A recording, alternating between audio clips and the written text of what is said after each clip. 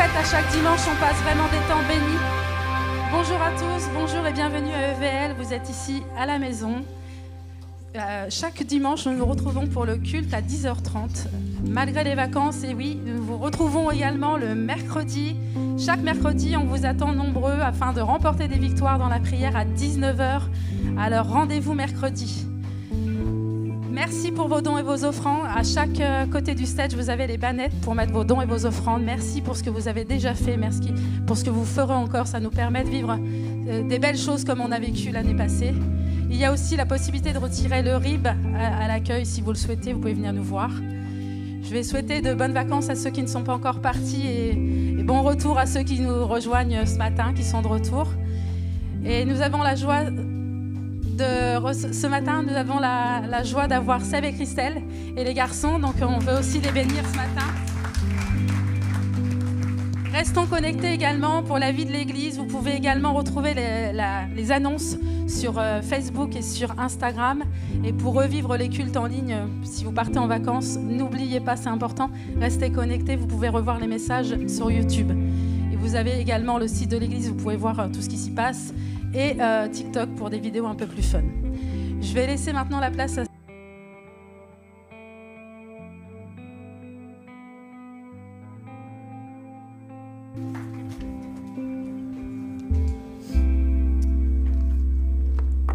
Quelle joie d'être avec vous ce matin. Est-ce qu'on peut juste donner un petit applaudissement pour l'équipe de worship qui a fait un travail exceptionnel ce matin?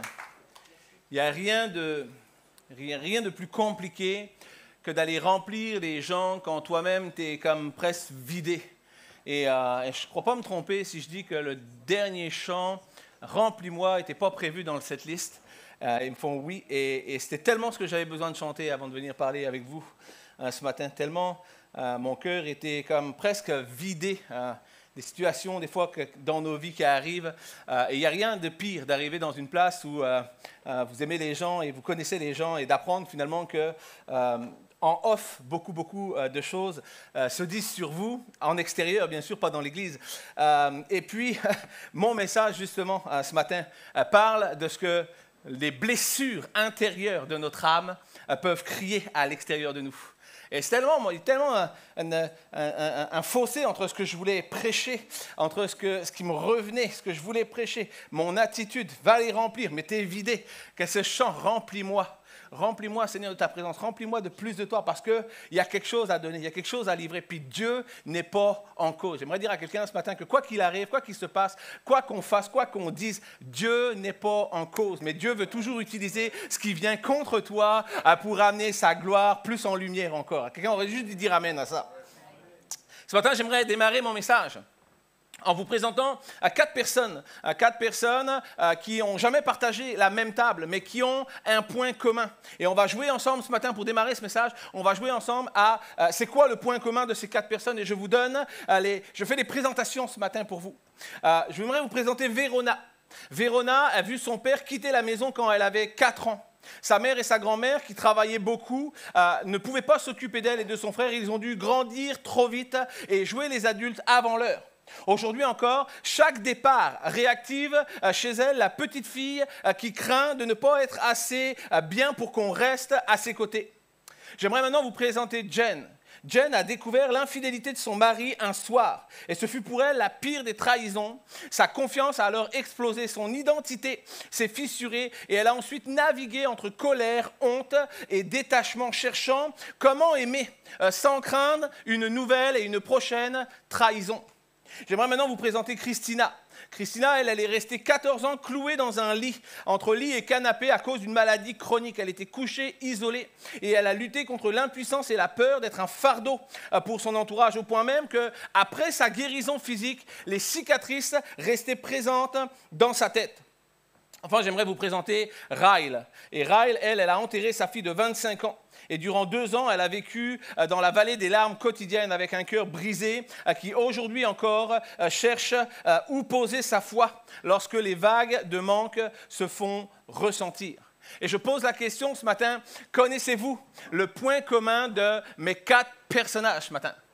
Connaissez-vous le point commun? Bien sûr, ce n'est pas la situation, c'est 4 situations qui sont complètement différentes les unes des autres. Mais le point commun n'est pas l'événement qui les a frappés, mais c'est la souffrance intérieure que leur histoire est venue semer en eux.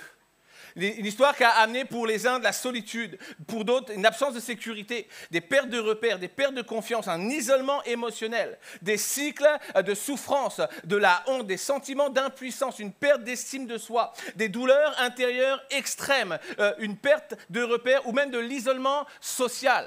Est-ce que je parle à quelqu'un ce matin qu'on a tous vécu à un moment dans notre vie des choses qui nous ont plongés dans une de ces situations que je viens de citer? Il y a des blessures intérieures qui nous poursuivent et aujourd'hui encore qui menacent de saboter l'accomplissement de la vie pour laquelle Dieu nous a créés. Et la particularité de la blessure intérieure, c'est qu'elle vient non pas pour construire, mais elle vient pour détruire. Elle s'installe, elle campe et lorsqu'elle est posée, elle va détruire la vie de celui qui l'a subie tout au long des années qui passent. Et le titre de mon message ce matin, c'est « Quand mes blessures parlent ». Quand mes blessures parlent. Est-ce que personne n'a jamais été blessé dans ce lieu? Ou est-ce que, juste comme moi, on est 1 ou 2, moi et Pasteur Manu, parce qu'on est dans le ministère, on a été blessé? Non, il faut tout le monde. Tout le monde passe par des moments où on est blessé. Et je pose la question ce matin, si je donnais le micro à ta douleur ce matin, si ta douleur intérieure, ton souvenir traumatisant pouvait prendre la parole, qu'est-ce qu'il nous dirait ce matin? Qu'est-ce qu'il nous dirait? Parce que nos blessures ont une voix. Une voix que le monde n'entend pas, mais une voix qui nous parle de l'intérieur. Mais la bonne nouvelle ce matin, c'est que Jésus est venu pour parler à nos blessures. Jésus est venu pour dire stop, ça suffit, ça s'arrête maintenant.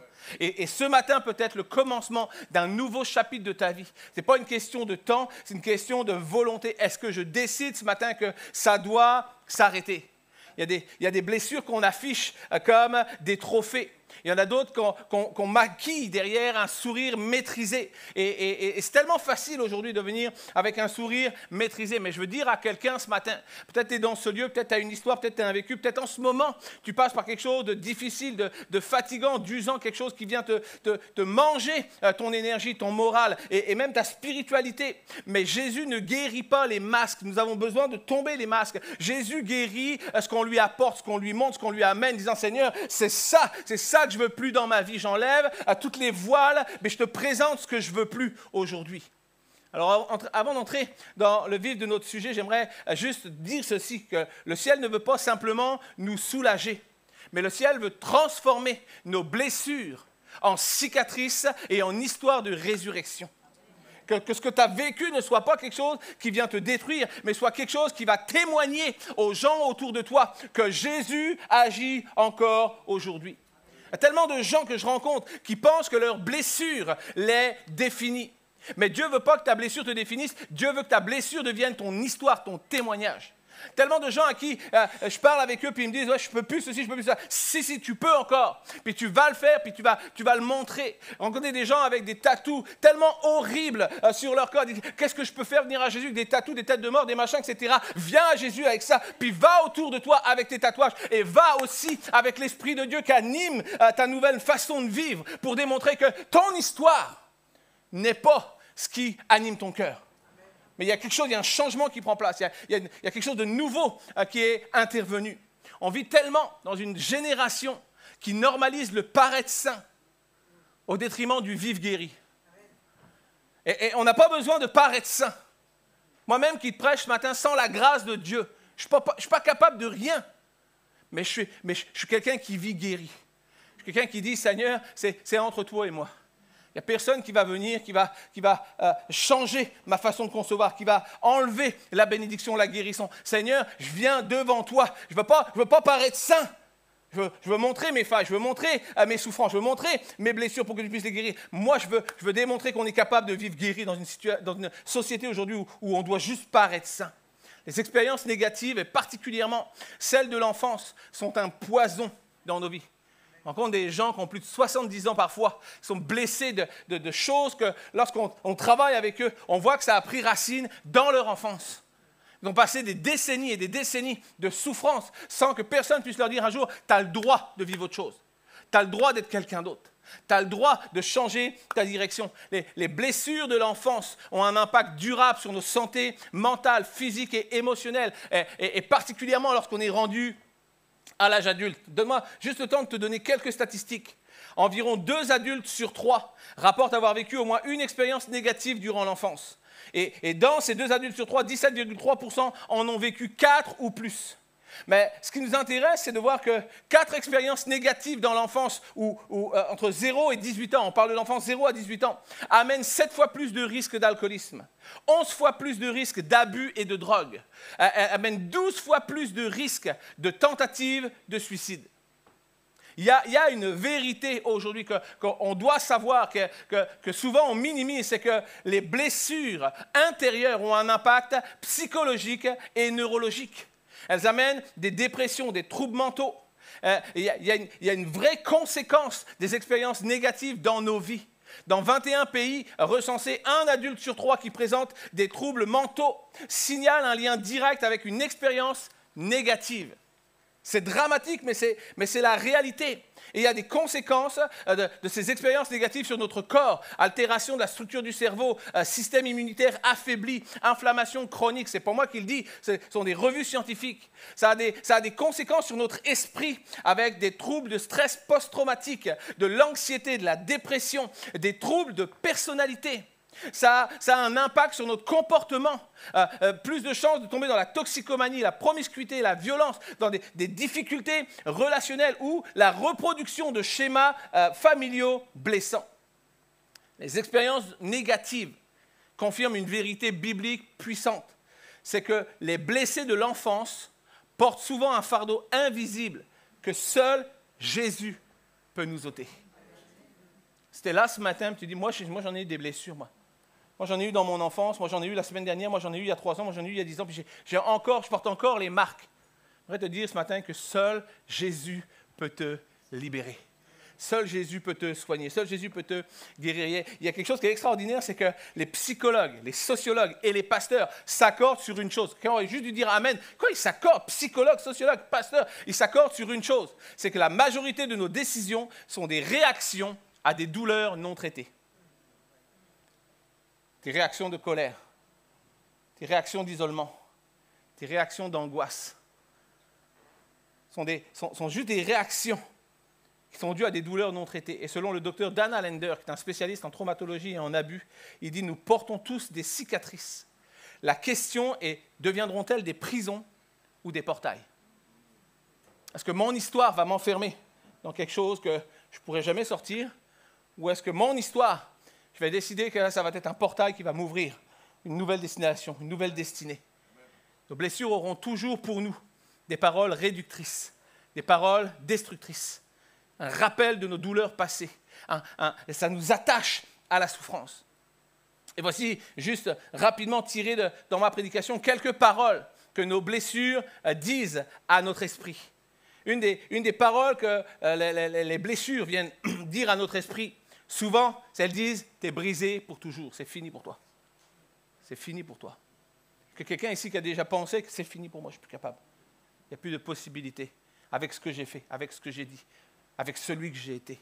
C'est fini pour toi. C'est une des paroles que nos blessures vont dire sans cesse. T'es brisé pour toujours, mais Jésus répond, moi je reconstruis ce que les autres ont détruit. Jésus dit, moi je reconstruis. T'es brisé, moi je suis reconstruit. Il est celui que Ésaïe a annoncé, celui qui accomplit la prophétie. Il vient pour accorder aux affligés. Ésaïe 61, 3 et 4 nous dit, il vient pour leur donner un diadème au lieu de la cendre, une huile de joie au lieu du deuil, un vêtement de louange au lieu d'un esprit abattu. Pourquoi? Pour qu'on les appelle des térébintes de la justice, une plantation éternelle. Il fait ça pour servir à sa gloire. Ils rebâtiront sur d'anciennes ruines. Ils relèveront d'antiques décombres. Ils renouvelleront des villes ravagées, des villes dévastées depuis longtemps. Est-ce qu'il y a quelqu'un ce matin qui a vécu ça? Ça fait tellement longtemps que je suis dévasté, tellement longtemps que la situation dure, tellement longtemps que mes blessures crient à l'intérieur de moi, tellement longtemps. Dans la parole de Dieu, on trouve dans le 2e livre de Samuel l'histoire de Tamar. Tamar était la fille du roi David. Et la parole de Dieu nous la présente comme c'est une jeune femme qui était belle, elle avait tout pour elle. Tamar, son nom signifiait palmier, une belle plante qui s'élève en majesté. Et alors que Tamar, elle, son histoire, c'est qu'elle est belle, elle est promise à une vie de dignité, mais en un instant dans son histoire, vous lirez ça dans 2 Samuel 13, les versets 1 à 22, en un instant, tout va basculer dans la vie de Tamar. Parce que Tamar va se retrouver abusée. Le texte nous dit abusée, mais la vérité, c'est que Tamar a été violée par son demi-frère Amnon.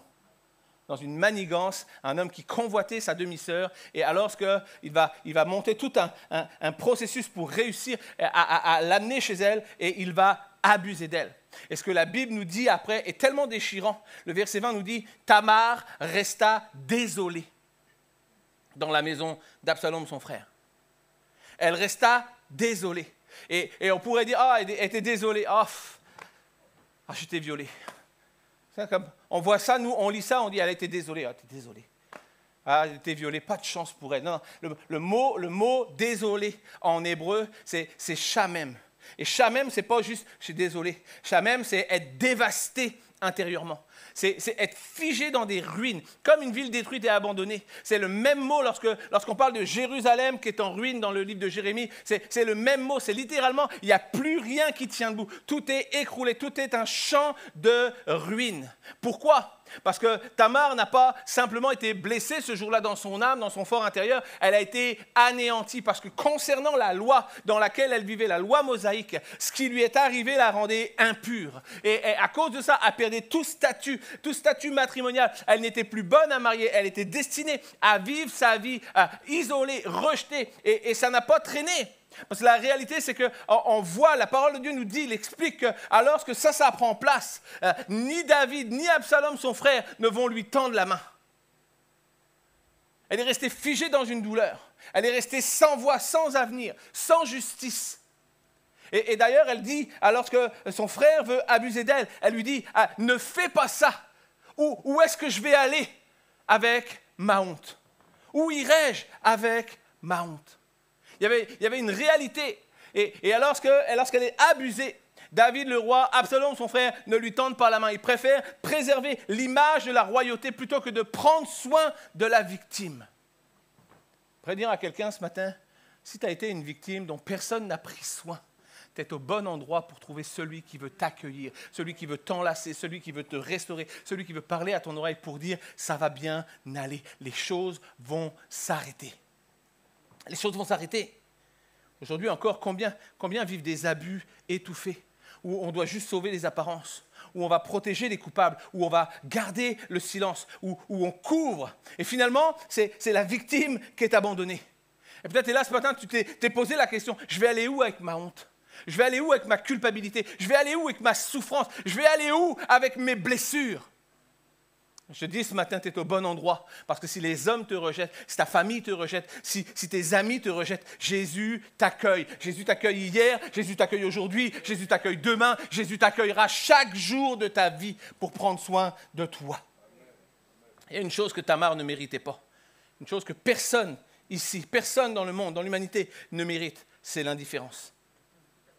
C'est l'indifférence. Et pourtant, aujourd'hui, tellement de gens vivent l'indifférence. Tellement de gens sont blessés, brisés ou abusés. Parce que comme juste on tourne le regard, on passe à autre chose. Pourquoi? C'est fatigant de prendre soin de quelqu'un. C'est fatigant d'aider quelqu'un. C'est fatigant d'aimer quelqu'un. Mais la parole de Dieu nous appelle à être des frères et des sœurs en Christ, pas juste des amis, une famille. Après, nous avons besoin de réaliser ceci, que nous ne sommes pas coupables d'avoir été des victimes. Je le redis, cette phrase est tellement bonne. Tu n'es pas coupable d'avoir été une victime. Tu es une victime qui a besoin d'être restaurée. Tu n'es pas appelé à rester figé dans ton rôle. Et ce qui t'a marqué ne doit pas te définir. Ce qui t'a marqué ne doit pas te définir. Ce qui t'a brisé n'a pas le droit de dicter ton avenir. Ce n'est pas parce que tu as vécu quelque chose de difficile, de traumatisant, que cela doit te dicter ton avenir. L'histoire de Tamar nous montre qu'elle n'est pas morte ce jour-là, mais elle a cessé de vivre. Elle n'était pas morte physiquement, elle était morte intérieurement. Elle a cessé de vivre. Sa vie s'est arrêtée. Et combien sont d'accord avec moi que parfois même, dans certaines situations, tu préférais même être mort complètement. Tu préférais être mort que d'être mort juste intérieurement. Personne ne lui a tendu la main. Et pour nous qui sommes là aujourd'hui, même si personne ne nous tend la main, Jésus est là. Jésus est là. Parce que quand l'injustice est enterrée, ton âme meurtrie va mourir petit à petit. Mais Jésus est là. Il a été déshonoré, les hommes l'ont abandonné, mais pourtant, Dieu ne l'a jamais effacé de son plan. Tu dois entendre ceci ce matin, que Dieu ne t'efface pas de son plan merveilleux par rapport à ce que tu as vécu. Ce que l'homme détruit, Dieu peut le redéfinir. Ce que le monde a brisé, le ciel veut le reconstruire. Mais comment est-ce que je me tiens dans la présence de Dieu ce matin? Est-ce que je me tiens avec honnêteté, sincérité, ou est-ce que je me tiens avec un voile, un masque, des choses que tout va bien, Seigneur? Je donne un scoop que peut-être tu ne connais pas, mais je suis certain que tu le connais. C'est que Dieu voit au-delà des apparences. Les hommes regardent ce que le regard nous montre, mais Dieu regarde et Dieu voit nos cœurs, ton cœur. Ce n'est pas parce que tu as été dévasté que tu as été disqualifié. La vie n'a pas le droit de t'empêcher. La vie n'a pas le droit de t'arrêter. De la même manière que mon billet de 100 ici a une valeur de 100. Et quoi que je fasse avec mon billet de 100, je ne peux pas impacter sa valeur. Je peux décider de le froisser, le maltraiter, le tourner dans tous les sens. Je peux décider de le fouler aux pieds littéralement. Mais mon billet, je ne peux pas enlever sa valeur. Je peux décider de le traîner dans la boue, mon billet. Mais je ne peux pas impacter sa valeur. Même au fond de la boue, comprends ceci, même au fond de la boue, mon billet de 100 vaudra toujours 100. Mais je peux venir dans la présence de Dieu pour dire, sors-moi de là où je suis. Et de mon état, viens juste me nettoyer. Viens juste me laver. Viens juste me restaurer afin que je retrouve mon identité.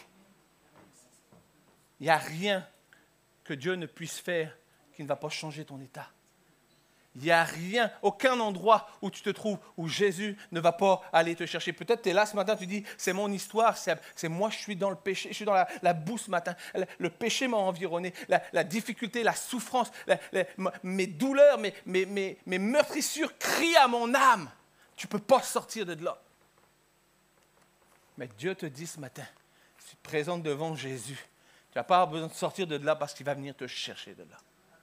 Il va venir te chercher de là, va te sortir, il va te restaurer. Dieu ne recule pas devant ce que les autres ont sali. Dieu prend ce qui est détruit et bâtit dessus. Le monde t'a dit t'es fini, ta famille t'a dit t'es fini, ton conjoint, tes parents, tes ennemis t'ont dit t'es fini. Mais Dieu dit moi je viens juste de commencer, je viens juste de te sortir. Je m'apprête maintenant que je t'ai restauré, maintenant que je t'ai nettoyé, je m'apprête à te faire entrer dans ta destinée. Je m'apprête à faire vivre quelque chose de nouveau. Dieu ne reculera pas devant ce qui t'a sali. Ta valeur n'est pas réduite à la violence que tu as subie, mais elle est restaurée par le sang que Jésus a versé. Tellement puissant de réaliser ça, que rien ne peut aller plus grand, plus loin, plus haut que le sang que Jésus a versé. Ésaïe 43, 19 nous dit, je vais faire quelque chose de nouveau. Je vais faire une chose nouvelle. Et sais-tu quoi? Elle est sur le point d'arriver. Je vais faire une chose nouvelle sur le point d'arriver. Et il pose la question, ne la connaîtras-tu pas? Je la prépare pour toi. Mais est-ce que tu vas la connaître? Est-ce que tu vas venir dans ta boue pour dire, Seigneur, sors-moi de là. Je veux la connaître, cette chose. Je ne veux plus que mes blessures parlent à mon cœur.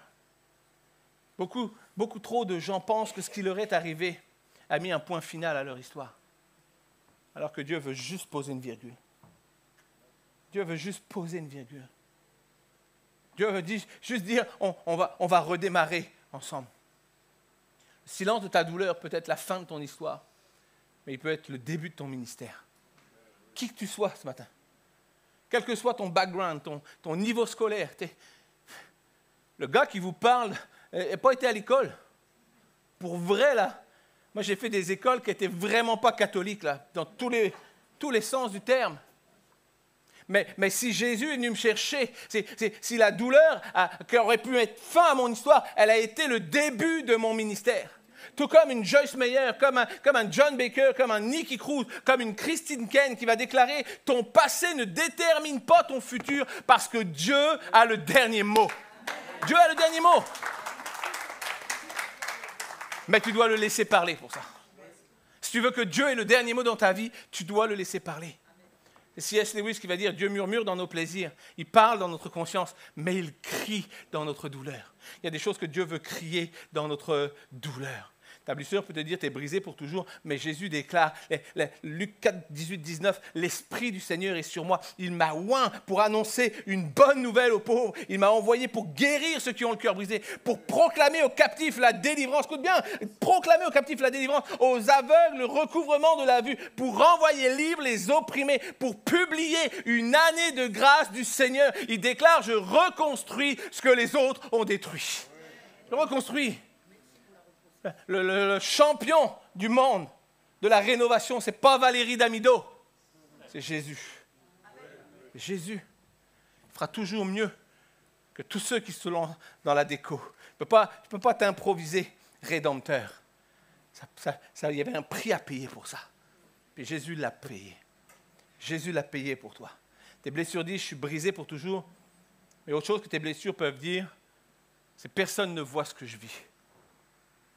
Tu as déjà eu l'impression d'être isolé dans ta souffrance? As-tu déjà eu l'impression d'être tout seul dans ta situation? Les gens ne voient pas, personne ne regarde, personne ne voit ce que je vis. Mais Dieu répond, j'ai vu, j'ai entendu et je suis descendu. J'ai vu, j'ai entendu et je suis descendu. Exode 3, 7 nous dit que lorsque Dieu donne une sainte convocation à Moïse, et Dieu va lui parler du peuple qui est captif en Égypte. Et il va lui dire ceci, il va dire, j'ai vu la souffrance de mon peuple qui est en Égypte. Et j'ai entendu le cri que leur arrachent ses oppresseurs. Car je connais ces douleurs et je suis descendu pour les délivrer. Je suis descendu. Et Dieu veut descendre ce matin dans nos souffrances. Dieu veut descendre dans nos difficultés. Dieu veut descendre dans nos douleurs. Israël était enchaîné, opprimé, oublié par un empire qui les contrôlait, mais il n'était pas oublié du ciel.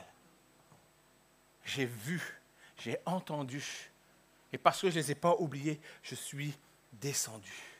Ce que Pharaon ne voyait pas, Dieu l'observait avec attention. Peut-être, et là, tu dis ce matin, il y a tellement de gens qui ne savent pas ce que je vis, tellement de gens qui ne connaissent pas mon état, tellement de gens qui ne voient pas mes blessures, tellement de gens qui ne voient pas ma souffrance. Peut-être les gens ne le voient pas, mais Dieu le voit. Dieu n'est pas un spectateur passif de ta douleur. Dieu n'est pas un spectateur passif de ta douleur. Il n'est pas en mode silencieux pendant que tu cries. Non, non, non. Le seul moment où Dieu est spectateur, c'est quand on lui refuse l'accès à nos cœurs. Où Dieu ne peut juste que regarder, constater. Mais si nous nous tenons devant lui, si nous crions à lui, le texte nous dit que les Hébreux criaient depuis l'Égypte, criaient à Dieu, et Dieu a vu, Dieu a entendu, et Dieu est descendu. Tu ne le sais peut-être pas, mais ta douleur est visible dans l'invisible. C'est comme visible dans l'invisible. Ta douleur est visible dans l'invisible. Et tout ce que les gens ne voient pas dans le visible, parce que le masque du bon état est sur nos visages. Mais Dieu le voit dans l'invisible. Dieu sait tout, Dieu voit tout, Dieu connaît tout. Et Dieu te dit ce matin, ta douleur est visible dans l'invisible. Personne ne la voit, mais moi je la vois. Ce que les autres ignorent, moi je le connais. Et je veux le porter avec toi. Ce que tu vis dans l'ombre, moi je l'inscris, je l'ai préparé, je vais l'adapter pour un plan de lumière. Dieu ne veut pas juste regarder tes larmes couler, mais Dieu veut venir à toi pour les essuyer.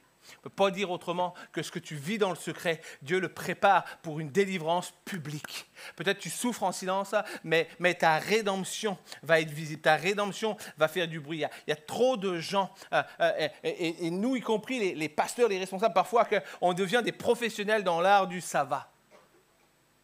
Ça va. Vrai ou pas? 50 personnes ce matin qui m'ont dit comment ça va? Ça va. Non, je suis brûlé là, pour vrai. Je suis fatigué, je suis usé. Mais c'est un réflexe. L'art du ça va. Et Dieu ne veut pas juste qu'on lui dise ça va. Parce que Dieu sait. Des fois, on sourit, on gère, on s'occupe de tout le monde.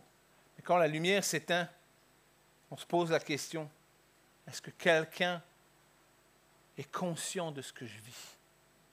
Est-ce que quelqu'un connaît la douleur qui est en mon âme?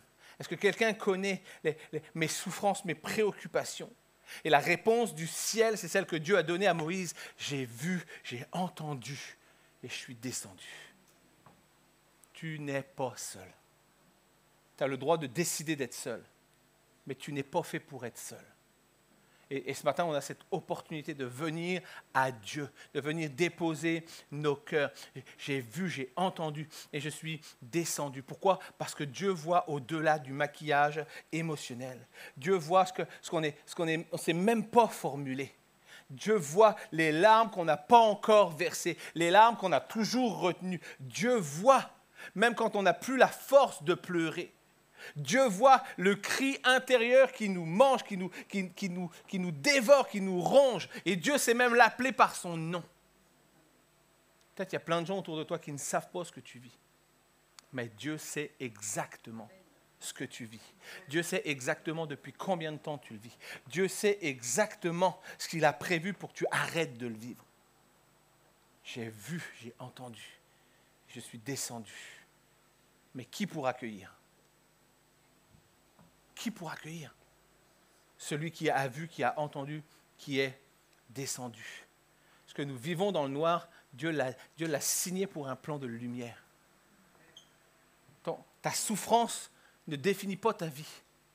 Ta souffrance est le témoignage de guérison, de rédemption, de libération. Ce que tu vis dans le noir, dans ta souffrance, Dieu l'a déjà signé pour la lumière. Le théologien Tozer va dire ceci, ce que Dieu a fait pour un, il le planifie pour tous ceux qui crient à lui. Est-ce que j'ai des gens qui veulent crier à Jésus? Est-ce que j'ai des gens qui veulent crier à Jésus? Peut-être tu penses que ton cri se perd dans le vide. Non, non, non, non. Tes cris remplissent le ciel. Dieu les accueille. Si sur la terre personne n'accueille, Dieu les accueille. Peut-être tu penses que tu souffres en silence. Non, non, non. Dieu est en route. Dieu n'est pas en retrait. Dieu ne sera jamais en retrait. Dieu n'est pas distant de nos douleurs. Dieu veut descendre dans nos douleurs. Comprends ceci, que s'il est descendu pour Israël dans une fournaise de 400 ans, il va descendre aujourd'hui pour tout cœur meurtri qui s'adresse à lui. Il n'y a rien qui va empêcher Jésus de venir. Il n'y a rien qui va empêcher l'Esprit de Dieu de consoler. Il n'y a rien qui va empêcher l'Esprit de Dieu de restaurer. Il est descendu à cause de leur esclavage. Et il vient ce matin. Il vient à cause de notre solitude. Il vient à cause de notre souffrance. Il vient à cause de notre désespérance, de notre désespoir. Il vient ce matin. Il descend pour faire taire les blessures et parler à notre âme. Il vient pour proclamer guérison, libération, restauration. Mais qui pour accueillir? Qui pour accueillir ce matin? Vois ma vie, vois mon histoire, vois mes blessures, vois mes souffrances. Je ne veux plus que mes souffrances parlent à mon âme. Parce que lorsque mes souffrances parlent, elles ne disent rien de bon. Lorsque mes souffrances parlent, lorsque ma douleur parle, et ma douleur va dire, c'est trop vieux pour être guéri, c'est fini. Trop vieux. Il n'y a pas un moment où Dieu ne t'attend pas pour guérir ton cœur. Il n'y a pas un moment. Il n'y a rien. Comprends-tu ceci, que le Dieu qui a créé l'univers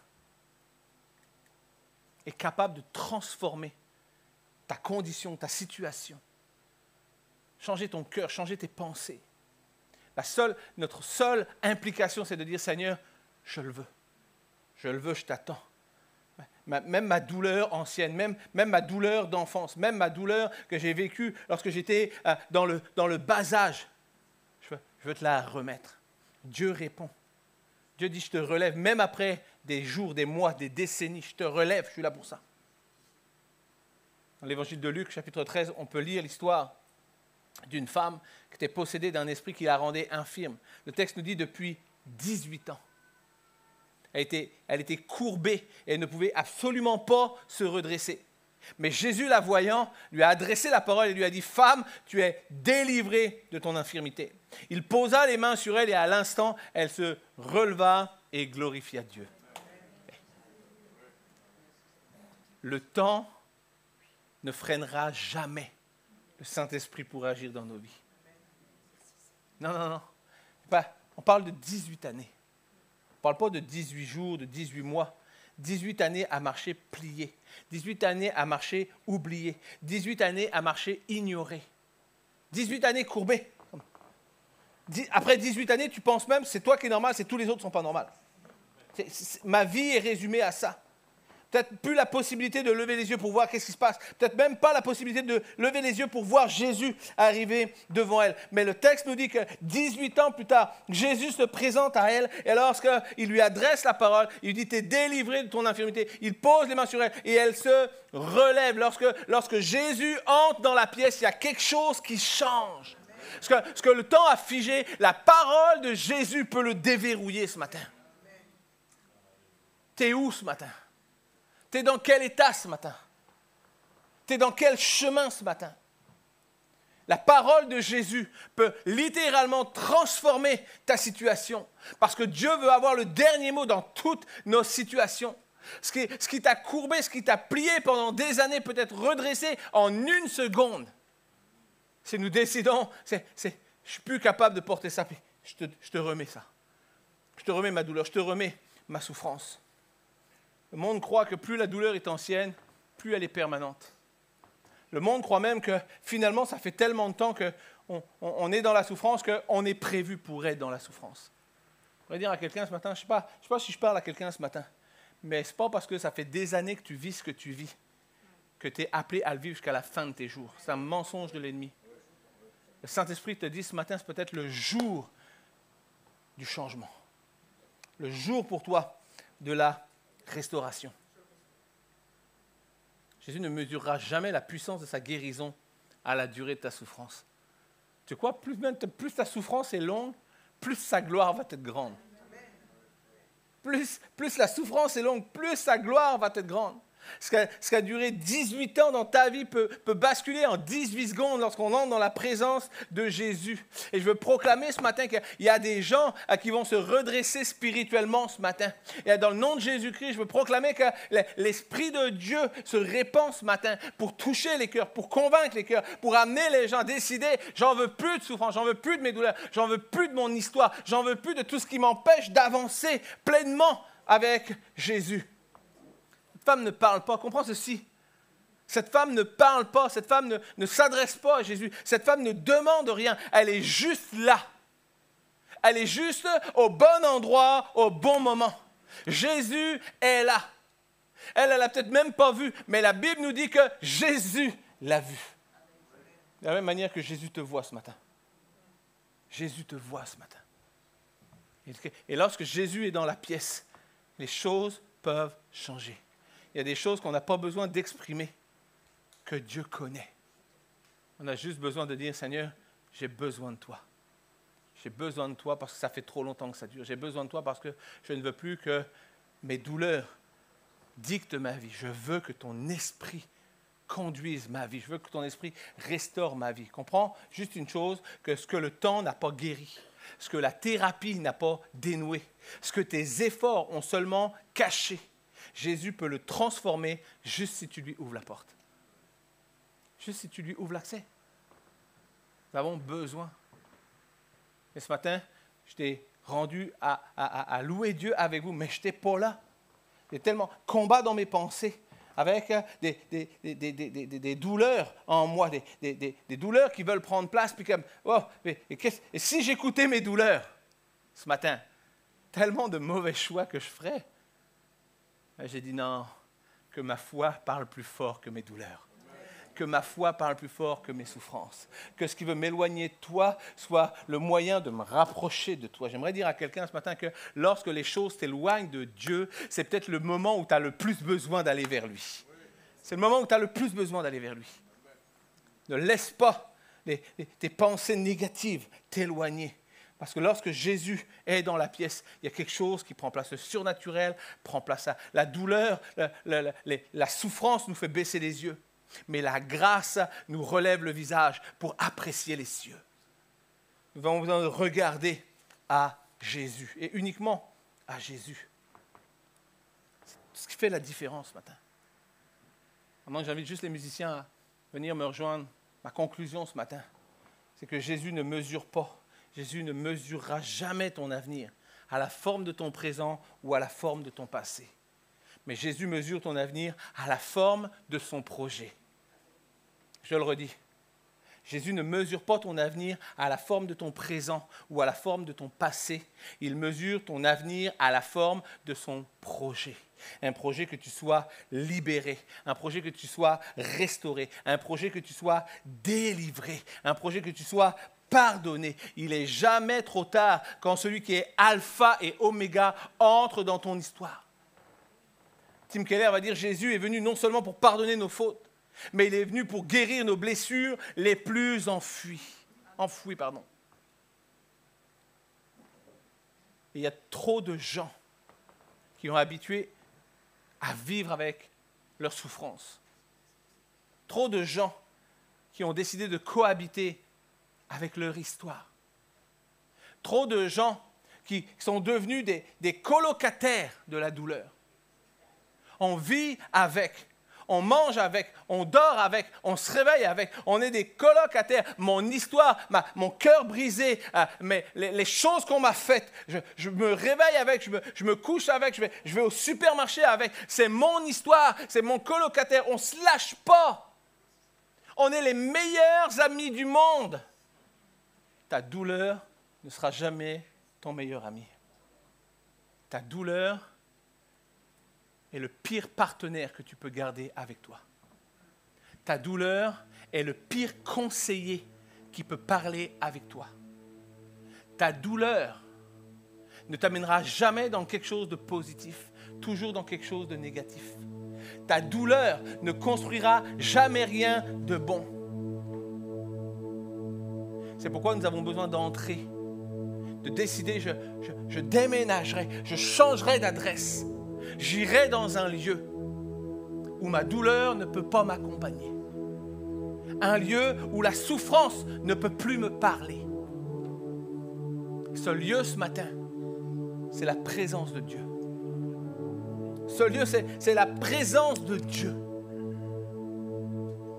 Si le passé a une voix qui t'écrase, Jésus a une parole qui te relève, qui te redresse, qui te restaure. Ce que tu vis depuis longtemps ne sera jamais une condamnation ni une malédiction. C'est un chantier dans lequel le Saint-Esprit veut travailler. C'est un chantier. Ma vie est un chantier. Et chaque jour, chaque semaine, je dois veiller sur mon chantier. Je dois veiller que personne n'est venu pour changer, pour modifier, pour abîmer ou pour briser. Je veux réaliser ce matin, j'ai besoin de lui plus que de mes douleurs. Mes douleurs ne seront jamais les bons conseillers pour ma vie. Peut-être tu es là ce matin. Peut-être tu as vécu de l'abus. Peut-être tu vis en ce moment de l'abus. Peut-être tu as vécu dans le rejet. Peut-être tu as marché dans la honte. Peut-être tu as cohabité, tu as dormi avec la douleur. Peut-être tu as appris à fonctionner cassé, à sourire, à plier, à vivre éteint. Les gens pensent que tu es vivant, mais tu es mort intérieurement. Puis tu viens à l'église, mais même tu penses, tu es persuadé. Tes souffrances t'ont convaincu qu'il n'y a rien qui peut changer. S'il y a bien un endroit où les choses peuvent changer, c'est à l'église, dans la présence de Dieu. Lorsque le Saint-Esprit se tient, il dit, je suis là, j'ai vu, j'ai entendu, je suis descendu, mais qui pour m'appeler? Qui pour m'appeler? Laisse-moi te dire aujourd'hui, ce matin,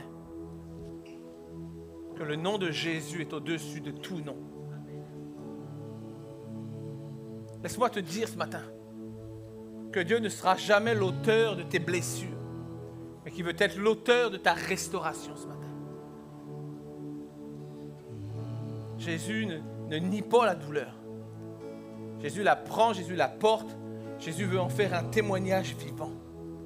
Ce que tu vis ne doit pas être la fin de ton histoire. Ce que tu vis doit être l'introduction de ce que Dieu va transformer en témoignage de libération. Nous avons besoin de proclamer le nom de Jésus dans nos vies, le nom de Jésus dans nos situations. Nous avons besoin de réaliser cela. Ésaïe 61, 3, c'est mon verset d'introduction. Je suis venu pour leur donner un diadème au lieu de la cendre, une huile de joie au lieu du deuil, un vêtement de louange au lieu d'un esprit abattu. Ta blessure a peut-être une voix ce matin, mais Jésus veut avoir le dernier mot. Jésus veut avoir le dernier mot. Ce que tu refuses de lui confier finira par te contrôler, finira par parler plus fort que ta foi. Jésus veut avoir le dernier mot. Jésus ne pense pas les douleurs pour les cacher. Il pense les douleurs pour transformer. Il pense les douleurs pour restaurer. Il pense les douleurs pour libérer. Il pense les douleurs pour guérir. Alors ce matin, si c'est toi, ça te parle ce matin. Peut-être tu as vécu des blessures, peut-être tu as encore de temps en temps des combats avec son histoire. Si tes blessures ont dirigé ta vie jusque-là, Jésus se tient ici ce matin pour prendre la place qui lui revient. Jésus veut changer, transformer. Jésus veut prendre la relève, que notre souffrance ne soit plus notre identité, mais que nous puissions nous lever pour une vie transformée, pour une vie renouvelée, pour un témoignage vivant de changement. Toi qui as appris à vivre avec la douleur, toi qui as appris à vivre avec la honte, toi qui as appris à vivre avec des douleurs qui parlent plus fort que notre foi. Je vais te dire ce matin que les douleurs ont une voix, que Jésus a le dernier mot. Jésus a le dernier mot. Est-ce qu'on peut chanter ensemble ce chant ce matin qui dit « Son nom est puissant dans mes souffrances. Son nom